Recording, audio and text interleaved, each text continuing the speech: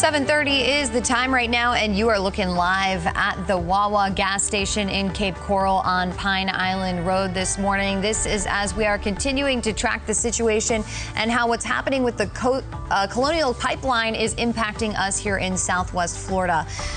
As we continue tracking the fuel supply here in our area and in other parts of our state, the southeast portion of our country, we want to take a look at exactly what Governor Ron DeSantis' state of emergency entails. So let's bring in Fox 4's Jessica Alpern. She is live there at the gas station in Cape Coral. Jessica, I know you've been all over the area this morning. We've had crews all over the area checking out the scene. It doesn't seem to be a huge problem, certainly not like what we've seen in the northern part of our state. But what are you seeing right now?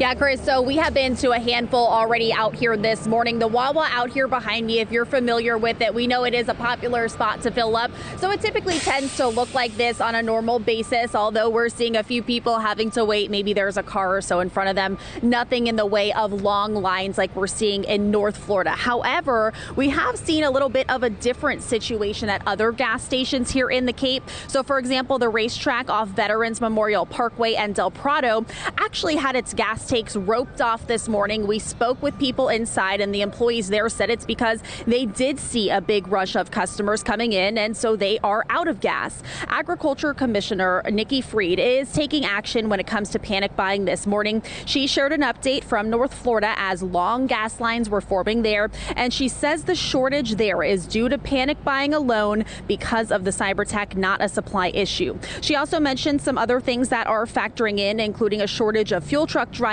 But her big message again this morning: do not rush out to the pumps unless you need to. Don't panic to buy gas. Don't hoard gas. And don't form long lines at gas stations like behind me.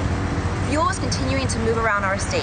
Now, the governor's order also activates the Florida National Guard as needed, and it's important to note that when it comes to our state, AAA says we do not largely depend on gasoline from the Colonial Pipeline, so that means we will be well supplied unless you do start hoarding gas. So again, that's why state leaders are reminding you of this morning.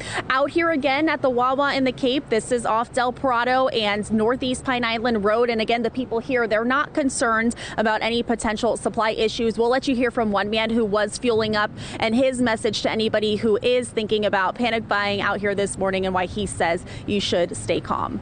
Reporting live in the Cape, Jessica Alpern, Fox 4.